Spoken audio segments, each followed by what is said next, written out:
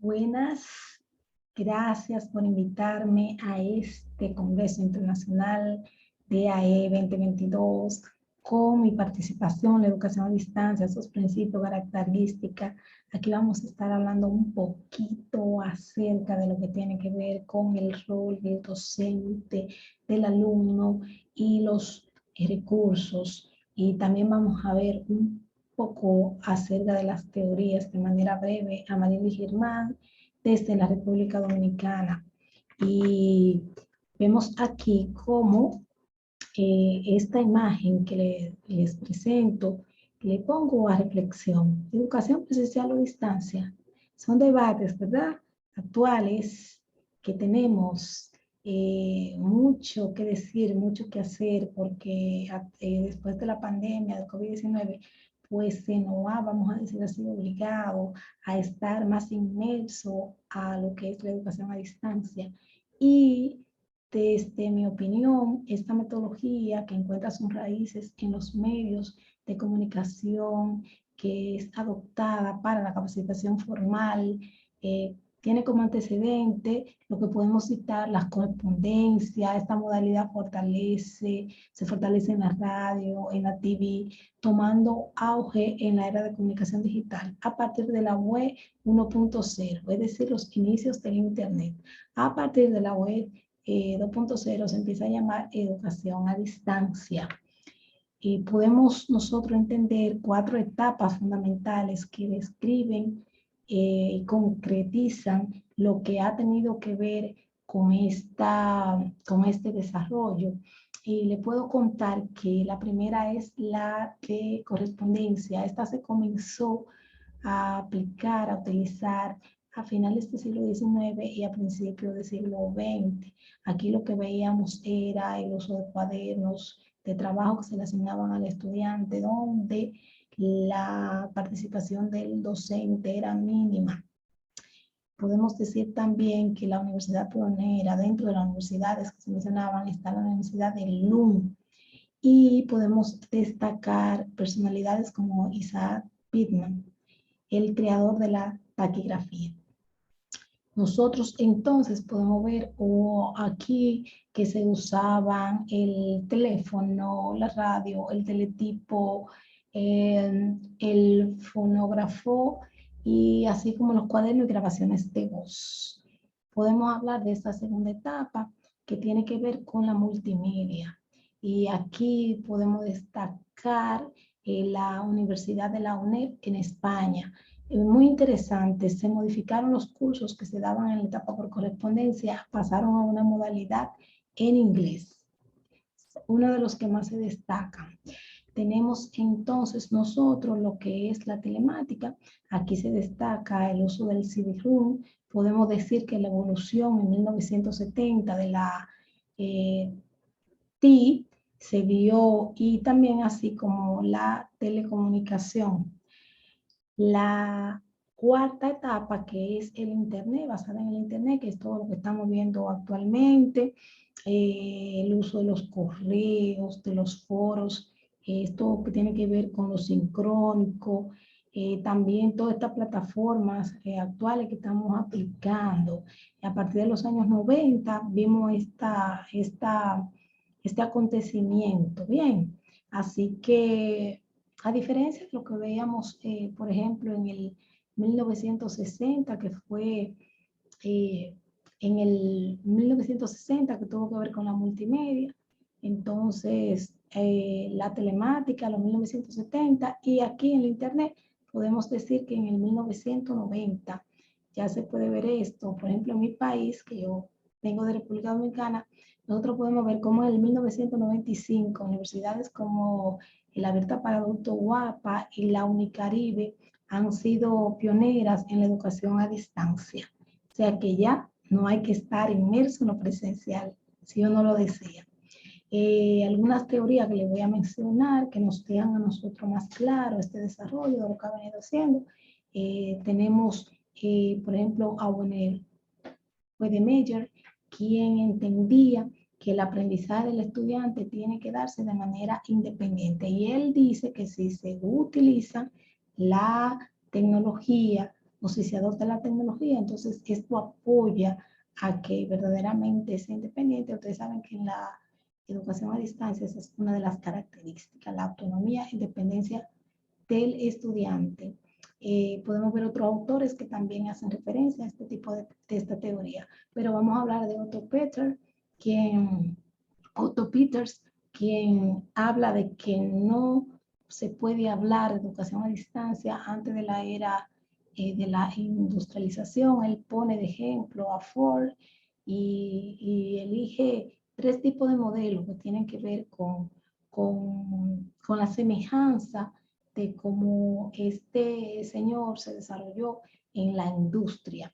Así que podemos también hablar de la teoría de Holmberg, quien este señor de manera interesante pone en juego lo que vienen siendo los sentimientos. Él relaciona que la eficacia de la educación a distancia se da cuando el estudiante adquiere un sentido de pertinencia. Bien, para interactuar, incluso habla de la cooperación. Y me parece tan curioso porque cuando uno habla de tecnología, uno entiende como que el profesor a veces tiene que ser profesores fríos y eso, pero no, él también mezcla los sentimientos y los valores. Entonces, nosotros tenemos también que podemos hablar aquí, tenemos a Knowledge, quien habla de la andragogía, y la andragogía en la educación de adultos, contempla la educación de adultos, y él hace alusión a que si se cumplen las diferentes características que, como el clima, las necesidades, la evaluación, pues el estudiante puede aprender aún tenga ya una edad avanzada. Nosotros podemos hablar también de Bosch, y podemos mencionar otros como Peraton, quien decía que si uno podía maximizar la educación, si uno hacía uso de la educación a distancia, y estoy muy de acuerdo con este autor. Bien, pero muy de acuerdo. Y para cerrar, puedo hablar de la teoría, puedo hablar de Kengan, quien, este autor, habla de que si tú puedes hacer una separación entre lo que tiene que ver con el tiempo y el lugar, pues puede darse de manera exitosa el aprendizaje. Tenemos algunos principios generales que podemos mencionar. Ustedes saben que tanto la institución como el docente necesita capacitación, la institución necesita una infraestructura tecnológica para que se dé un aprendizaje significativo.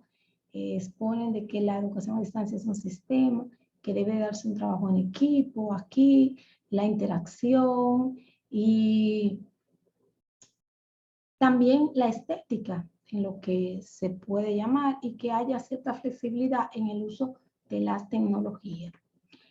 Podemos hacer una breve comparación que nos ayude a nosotros a entender un poco más acerca del rol que tiene el docente, el estudiante en lo tecnológico. Y podemos decir que el estudiante debe de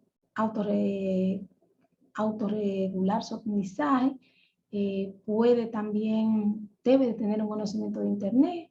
En cuanto al docente, podemos decir que debe de promover la interacción, la motivación, la comunicación.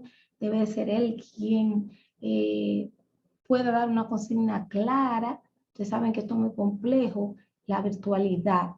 Y de los recursos tecnológicos, pues estos deberán de ser atractivos, interactivos y reutilizables. Uno de las cualidades que llama mucho la atención, que cada vez que hacemos uso en los cursos, en el nuevo semestre, podemos reciclarlos y podemos seguir utilizándolo. Aquí pueden ustedes ver en esta diapositiva otros características comparativas que podemos utilizar partiendo de lo que MENA 2007 propone.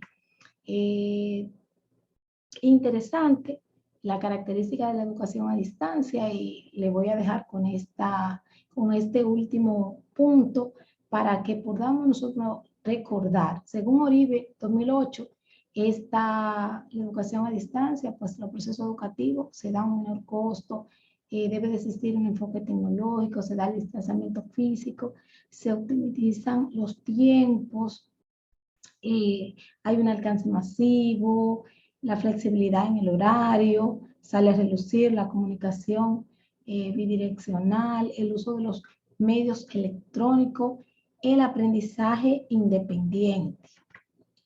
Aquí hay algunas referencias recomendadas, a las cuales ustedes pueden hacer uso de la misma, pueden consultar para que puedan, pues, seguir conociendo más acerca de la educación a distancia. Y yo les dejo con esta frase, la cual surgió producto de todo este nuevo reto que tenemos con todo lo que tuvo que ver con la pandemia y cómo uno tuvo que insertarse en esto de la educación a distancia. Y me surgió decir que el docente que educa, dinamiza y crea, genera espacios de aprendizaje que sobrepasan la presencialidad. Les dije al inicio, soy la maestra María Germán, represento a la UAS, desde la Facultad de Educación de Escuela Infantil y Básica, República Dominicana, y aquí les dejo mi Gmail para que ustedes puedan, pues, escribir si desean que sigamos conversando sobre estos temas de gran interés. La meta es que como actores educativos, gestores de la educación, podamos ir dominando todos estos temas que tienen que ver con la educación mediática, la educación a distancia, todo lo nuevo que tienen las nuevas tecnologías para nosotros en este siglo XXI.